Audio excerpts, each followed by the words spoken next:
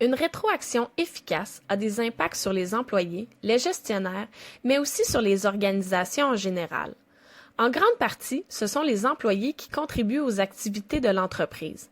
Alors, le succès de l'organisation découle grandement de la part de ses employés. Une rétroaction efficace peut donc avoir des effets positifs sur les entreprises. Plus précisément, une bonne rétroaction qui permet à l'employé de s'améliorer est liée à une augmentation de la qualité de son travail et de sa productivité. Lorsqu'on parle d'une meilleure performance des employés à la suite d'une rétroaction, c'est l'organisation qui bénéficie de ces retombées positives. Aussi, la reconnaissance et la satisfaction qu'engendre une bonne rétroaction favorisent la mobilisation des employés, ce qui est un autre point positif pour une entreprise.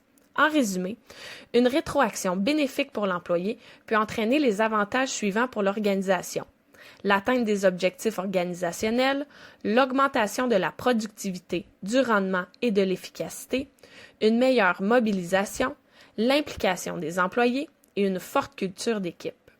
Comme nous l'avons vu, la rétroaction entraîne des avantages pour les employés, les gestionnaires et l'organisation. Certains résultats positifs sont communs aux trois parties.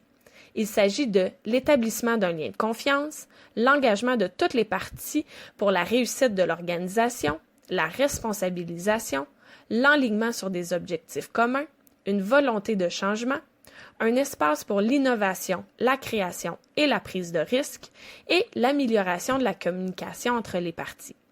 La rétroaction permet donc d'améliorer la relation et de bâtir des liens entre l'employé, le gestionnaire et l'organisation.